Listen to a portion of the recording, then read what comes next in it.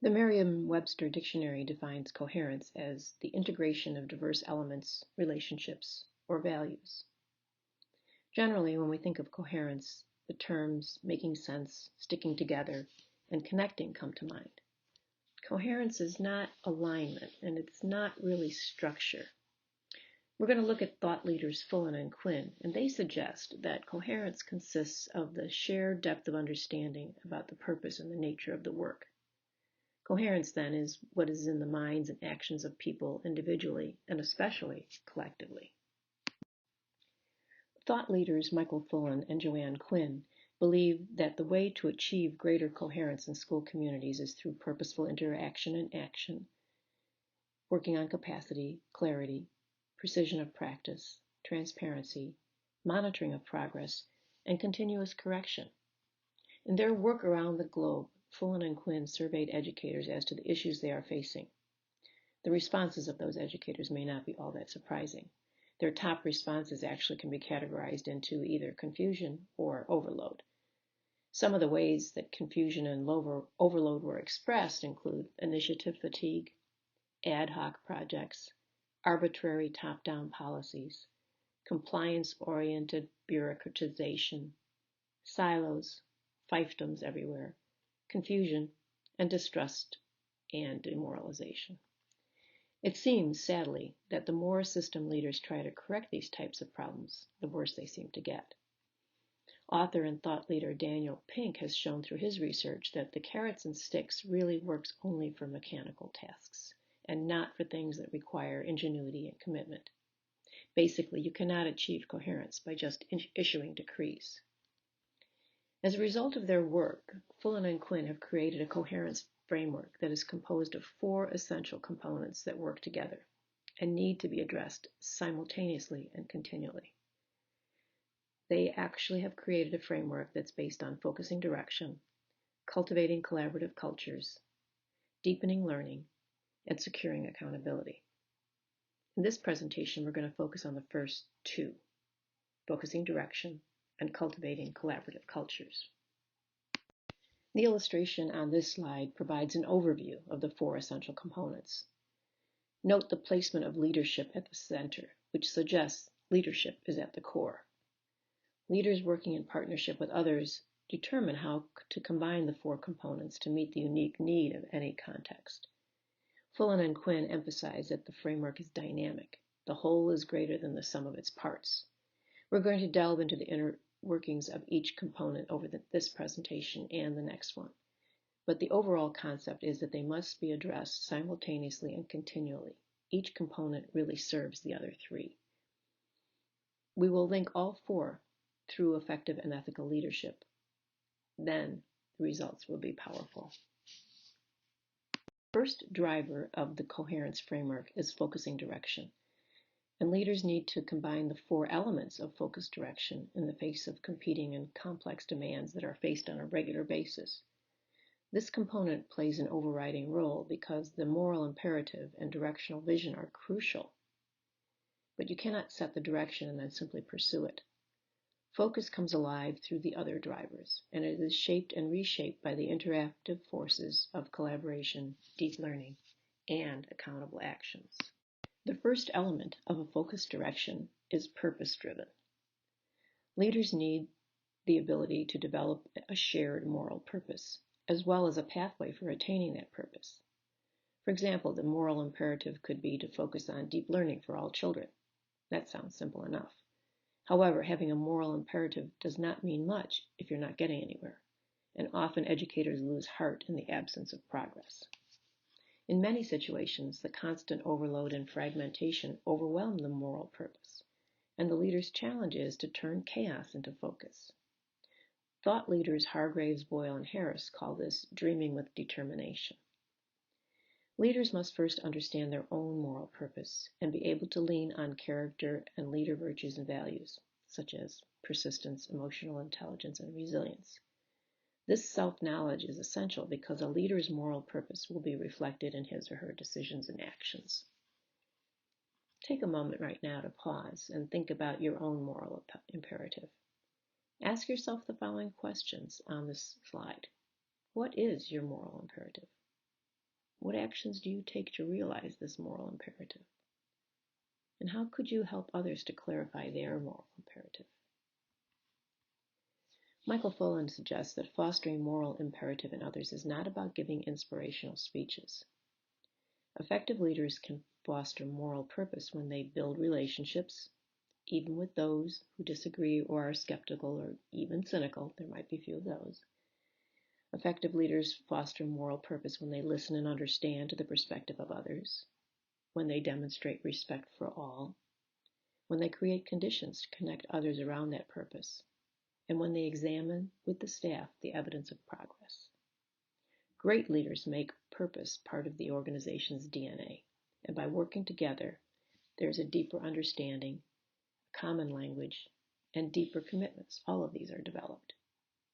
However, it is important to note that by itself, a moral imperative is not sufficient. Leaders will only be able to realize their most moral purpose as they develop actionable and shared goals. The second element of a focused direction, then, is goals that impact. Fullan and Quinn posit that the problem in schools today is not the absence of goals, but the presence of too many, unconnected, and ever-changing goals that result in overload and fragmentation. The overload stems from too many goals, too many projects, and too many initiatives. And even as many are really good ideas, the sheer volume is overwhelming, and it makes it nearly impossible to manage them with any depth. Fragmentation occurs when goals, even good ones, are not connected ideas, and followers see them as discrete demands, leading to, potentially, paralysis and frustration. This scenario of overload and fragmentation is not uncommon, and figuring out what small number of goals to focus on can be very challenging. Michael Fullan and Joanne Quinn offer a 4-step approach to dealing with what they call initiativitis. First, they say, be transparent. Here's where you might consider implementing quick, transparent assessment methods such as surveys, focus groups, and interviews, as you acknowledge and strive to get clarity on the issue of goals. Your aim here is to identify perceptions across the school community. Then review the data. You want to avoid making excuses or placing blame. Simply remember that the projects and initiatives were most likely implemented in response to a perceived need. And the problem may not necessarily be the quality of the goals as much as it is the cumulative effect, the volume, the overlap, or the lack of clarity and connection.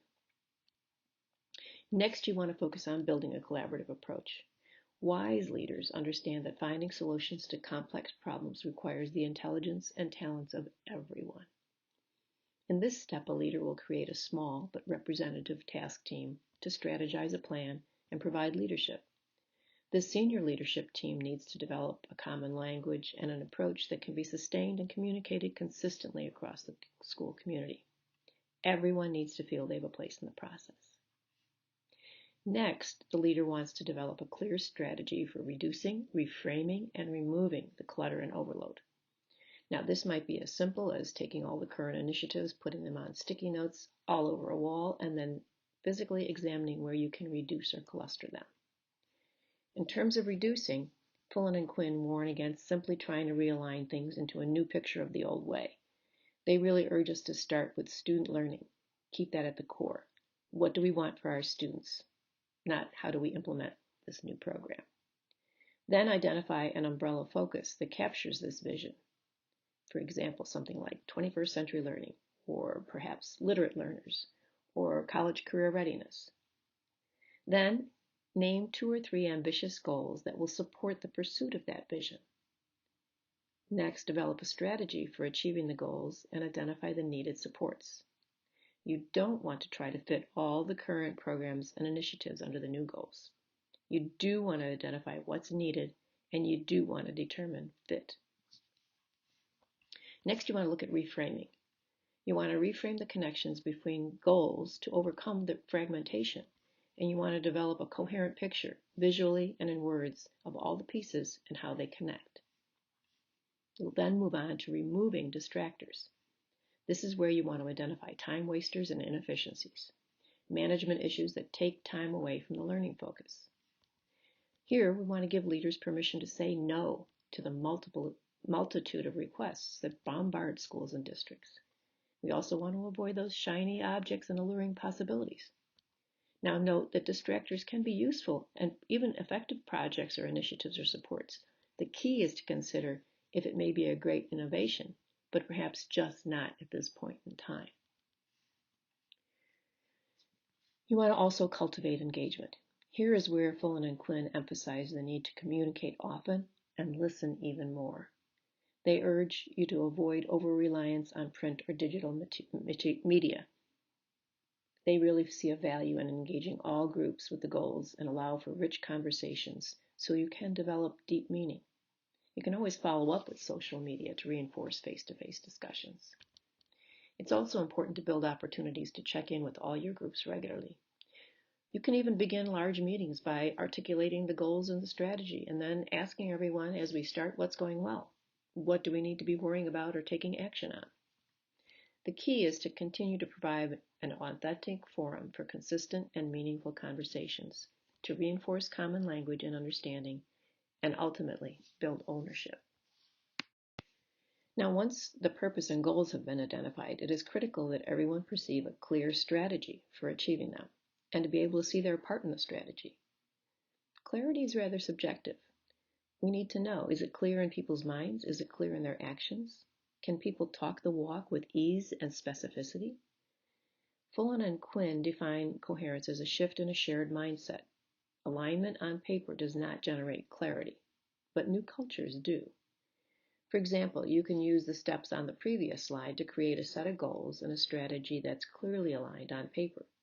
The strategies and resources might even be conceptually linked to the goals. But none of that will give stakeholders the experiences and capacity to become clear on what it means in practice. Developing new skills and capacities increases clarity, which can then increase commitment. Successful change processes are a function of shaping and reshaping good ideas as they build capacity and ownership. This is where we need to cross-connect the ideas with the change process.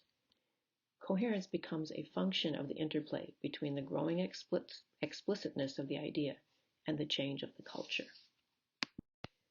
On this chart, the change climate is represented on the left-hand side, ranging from low to high.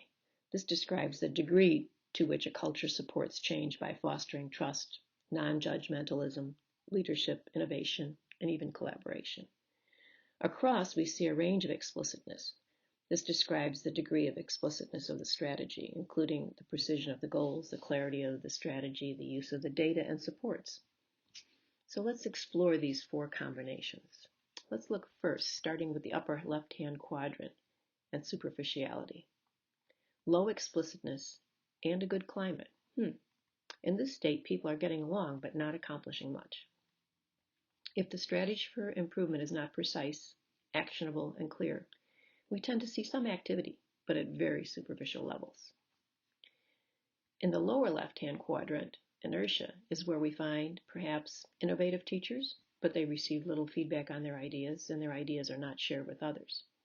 In the case of less effective teachers, they get little help to improve, resulting in inertia. People keep on doing what they're already doing. Resistance in the bottom right-hand quadrant is where we might find a scenario such as one where policymakers or others have invested in developing or purchasing a particular innovation, and perhaps with a high degree of explicitness, but they fail to involve the stakeholders, the teachers, in developing ownership and new capacities. There can be some gains in the short run, but the strategy or innovation eventually wanes due to the lack of ownership. When conditions for change are weak, there is low trust, low levels of collaboration, and therefore little willingness to innovate or take risks. If we combine this with the directive or mandate, resistance and pushback result. Depth on the upper right-hand quadrant represents an optimal environment, a combination of a strong climate for change with an explicitness of strategy. When people are operating in a condition of high trust, collaboration, and effective leadership, they are more willing to take risks. And if we balance that strategy with precision, clarity, and measures of success, we can expect the implementation of change with some depth and with impact.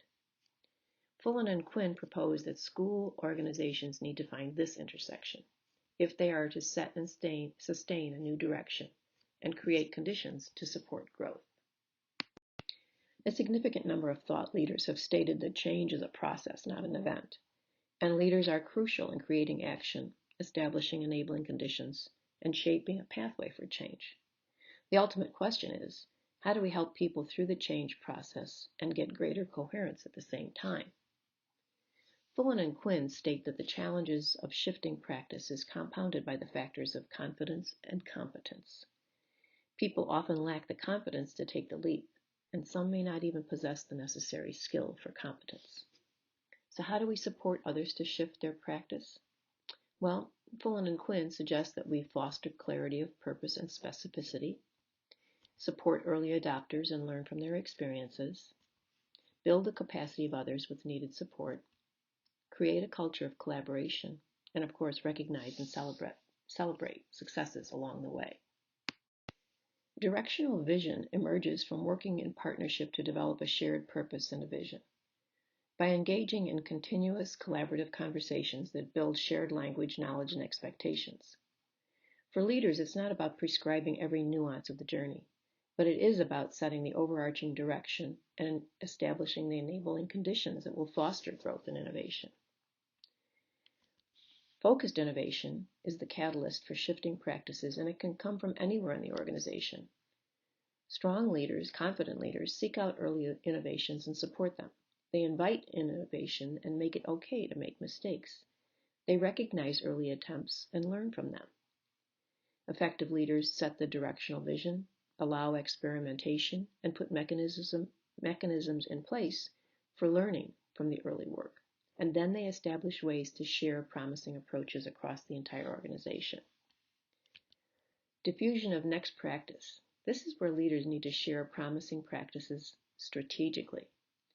At this stage, Fullan and Quinn note that schools and districts need to create multiple internal sources of innovation, support safe spaces for risk-taking, build capacity vertically and laterally across the organization, provide opportunities for deep collaboration within and across schools, and develop mechanisms to share collective insights and knowledge.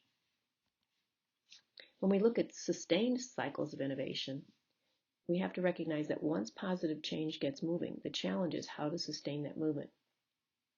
This is where leaders need to foster cycles of innovation by attracting and selecting talent, providing a culture of trust and exploration, synthesizing the learning gleaned from innovations, providing communication pathways both vertically and horizontally, and celebrating each step of the journey. Highly effective leaders are able to read situations, and they're able to read people. They build strong relationships and seek feedback from all sources. These are the attributes that provide insight into and when to push and be assertive, and when they need to draw people in. The very best leaders use push and pull in combinations. As a new school leader, you'll probably want to be very careful to build relationships first. Once there is a level of initial rapport established, then you can deepen relationships through purposeful action.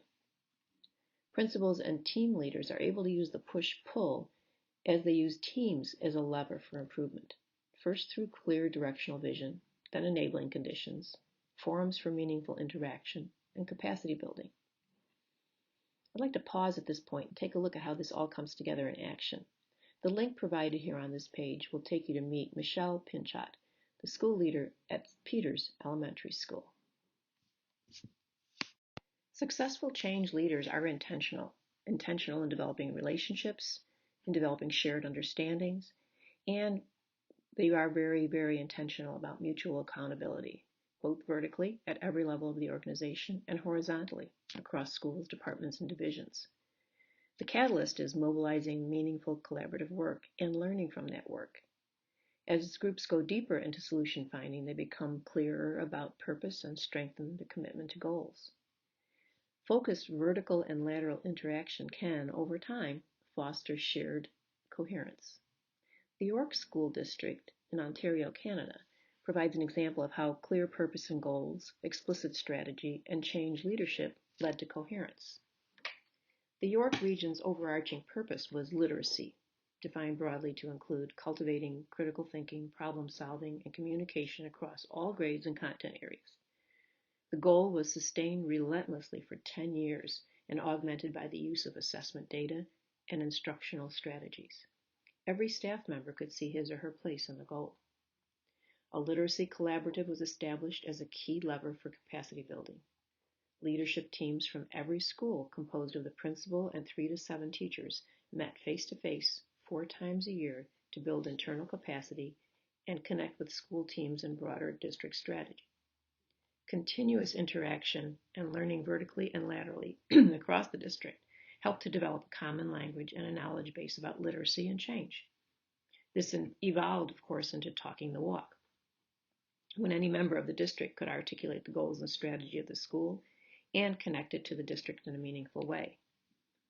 Explicitness of the strategy was reinforced because all 24 assistant superintendents were involved in the literacy collaborative, and decision-making structures were aligned with the overall focus on literacy. A strong culture of learning was fostered across the district. The superintendent modeled being the lead learner by taking the first few minutes of every literacy collaborative session, to revisit the goals and strategy, but always with an example of implementation from his school visits or a perspective that deepened and extended understanding. His consistent message and investment in going deeper were very compelling. Lateral and vertical interaction and learning became the glue for coherence in the York region. The York region is now undertaking a development of renewed vision, but there are lessons to be learned here. First, achieved coherence, which they had, does not last forever. Second, a new process must be similarly collaborative with the people who are there, a group that is a mixture of newcomers and incumbents. And third, we know that York will be able to draw on its existing capacity to leverage itself forward in a new directional vision. The next driver is cultivating collaborative cultures. This is what is at the heart of system transformation. Here, the focus is on teamwork versus individualism. Now, Fullan and Quinn caution us that collaboration as an end in itself is not what we need. Groups can be very powerful, which means they can be powerfully right or they can be powerfully wrong. Developing a collaborative culture requires careful and precise work and can have a profound impact when carried out well. Effective leaders recognize that what pulls people in is meaningful work and collaboration with others. They use the group to change the group. This is not about simply creating a place where people feel good, but rather it is about cultivating the experience of everyone to be focused on a collective purpose. Michael Fullan and Joanne Quinn have identified 4 elements associated with cultivating a collaborative culture. They are on the screen: culture of growth, learning, leadership, capacity building, and collaborative work. Leaders who master these 4 elements have the ability to leverage collaborative cultures within and across their organizations and build coherence for impact. As educators, we are acutely aware that mindsets matter, and leaders who possess a growth mindset build capacity in others and help them to achieve more than they expected of themselves. The mindset of a culture of growth plays out in policy decisions, and it also plays out in strategy. Fullan and Quinn talk about 2 examples: leadership development and planning. First of all, in terms of leadership development, the stance that a district takes in the development of its leaders has a very strong impact on the culture. Fullan and Quinn actually use the metaphor of 2 popular TV shows and suggest that we ask, is our organizational culture more like The Survivor, or is it like The Voice? If your answer is Survivor, it is likely that the district selects leaders from a pool of volunteers, puts them through rigorous competition processes, places them in unfamiliar, hostile environments where the mentality is competition and win at all costs. Resources are limited, as are trusting relationships. What evolves may be a negative culture of winners and losers. The potential is overlooked, and individualistic negative behaviors are often reinforced. On the other hand, if your answer is The Voice, your district likely begins with volunteers, but also cultivates those they feel have potential.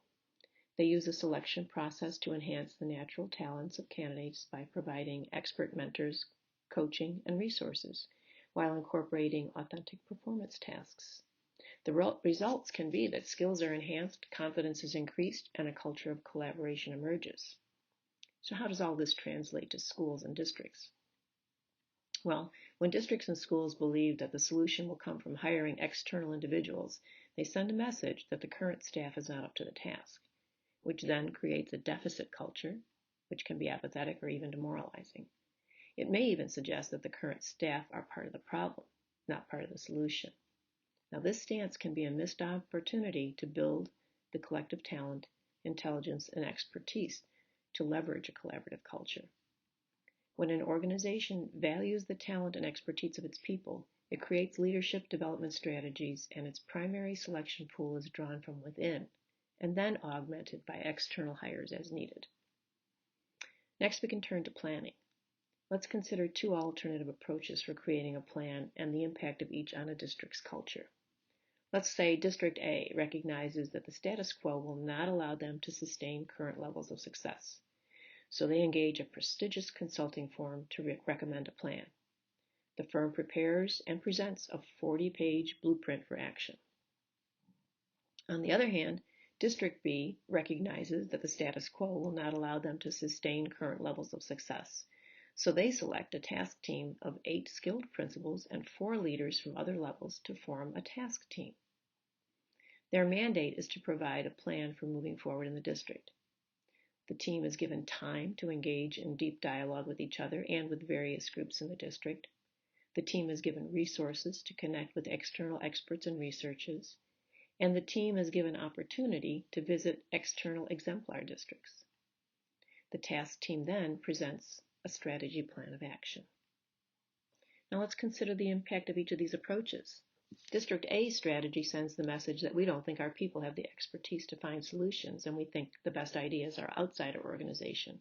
We need outside experts to translate them for us. Now, while the quality of the plan may be valued because of the consulting firm's reputation, it will not be contextualized. Commitment to the implementation will not be high, and the capacity of the organization for finding solutions in future issues is not increased at all. District B, on the other hand, their approach sends a clear message that we value our people and their expertise, and we are committed to growing solutions internally while still learning from the best ideas outside and fostering purposeful collaboration around meaningful work. Here, the quality of the plan is enhanced because it's tailored to the context and the culture. Commitment to implementation is initiated during the solution finding process and is enhanced by the credibility of the designers.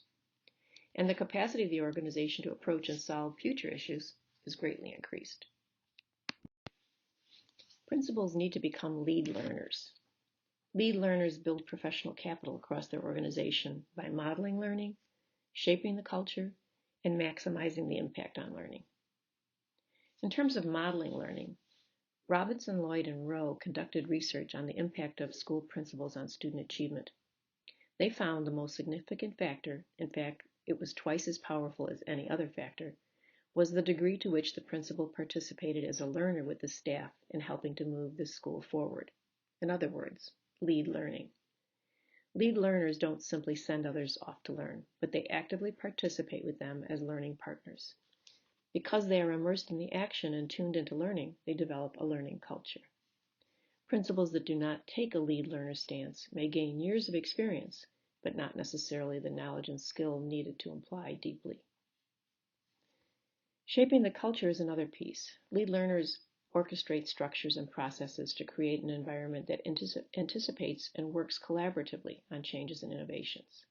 These principals don't spend time on checklists and attempts to change teachers one at a time. They put their efforts into creating mechanisms of support and processes that build teacher collaboration, inquiry, and teams of leaders. Lead learners also maximize the impact on student learning by relentlessly keeping the focus and the conversation on quality learning for both students and adults. They concentrate on a few goals and then develop a clear path for achieving them. Under their leadership, everyone can answer the questions, what are we doing and why are we doing this, with clarity, ease, and precision. Lead learners focus on orchestrating the work of coaches, teacher leaders, office personnel, all to support student learning. They focus on key elements, they use data to diagnose learning needs, and they cultivate precision in instructional practice, as well as collective learning. In other words, they build knowledge and skills while reinforcing a culture of growth and collaborative improvement. Capacity in this sense refers to the capability of the individual or organization to make the changes required and involves the development of knowledge, skills, and commitments. Collective capacity building involves the increased ability of educators at all levels of the system to make instructional changes that are required to raise the bar and close the gap for all students. Michael Fullan and Joanne Quinn believe that the key to capacity building lies in the development of a common knowledge and skill base across all leaders and educators in the system, focusing on a few goals, and sustaining an intense effort over multiple years. A capacity building approach creates a foundation for sustainable improvement as it does what you see on the slide. It mobilizes a growth mindset, cultivates and sustains improved student learning, builds a common knowledge base, focuses on collaborative learning, emphasizes collective capacity, fosters cross-role learning, and incorporates a learning cycle. Now, done well, capacity building produces results in changed practices for leaders and in the classroom. Done well, capacity building provides a vehicle for learning from the work while doing the work. It also increases motivation and commitment because people have new skills and knowledge and see results sooner. Capacity building engages more people in work and working on new solutions. It increases the momentum and buy-in because people are part of a greater purpose, and it fosters leadership at all levels. It's really important to remember that capacity building is an approach, it's not a program. The underlying concepts are consistent, but it can take different forms depending on the unique context. Improving whole systems requires that everyone shift their practice. If we want to shift an organization, we need to pay attention to both the quality of the capacity building and the degree of collaborative learning. The chart on this slide illustrates those relationships. The arrow in the depth of learning area on the left-hand side actually represents a movement upward of 4 stages of increasing quality: awareness, understanding, practice, and sustained behavior. When a design focuses on only levels of awareness and understanding, participants are really passive learners, and research indicates that only 15% of participants are actually able to put a new skill into practice in this situation. When you think about it, it makes sense, since they have no experience applying the new skill. High-quality learning designs incorporate opportunities for participants to use new skills or knowledge in safe environments and then in their roles, and to get feedback from peers or coaches. Adding levels of application and coaching to the learning actually increases the likelihood that the behavior will be sustained as regular practice by 90%. This has tremendous implications for the allocation of resources when we can choose 90% return on investment or just 15%, depending on the strength of the learning design. The bottom row, moving to the right, measures the degree of collaborative work. The arrow indicates a continuum from being completely individual on the left through a range of learning partnerships in the middle all the way to integrated collaborative work on the extreme right. As for the quadrants on this chart, surface learning occurs when the experience is very individualized and the depth of the intervention is predominantly telling, finding, or modeling. This is usually what we see in one-shot workshops and when people randomly access online resources. The result is surface learning with limited shifts in any kind of sustainable behavior. Personal growth occurs when the experience is individualized, but the learning design is strong and includes an opportunity for feedback and application over time. This is not to say that individual learning is bad and collaborative is good, but rather that individual learning can be weak when it's random, fragmented, and there's little opportunity for feedback or application. Individual learning with a strong learning design can be highly effective if it is focused, provides feedback, and has opportunities for application. Frustration occurs when people are putting a lot of effort into learning together, such as some of the PLCs we know about, but the experience is not well designed or well executed. There may be little or no opportunity to apply learning in real situations with feedback, or perhaps time is spent in a series of tasks or topics with very little follow-up or application. What we want to look at, of course, are sustained and systemic shifts.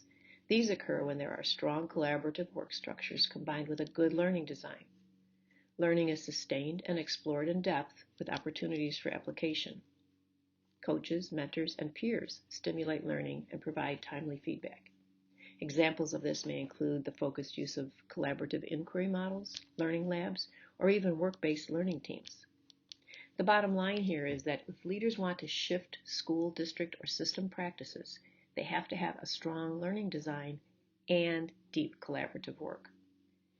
Michael Fullan and Joanne Quinn emphasize that if we embrace the idea that our students should be critical thinkers grounded in metacognition, then we need to design learning experiences for adults that foster the same competencies, because we cannot give to others what we do not possess ourselves. If we want our systems to be authentic, energizing environments for our students, then we must create the same for the adults in our care.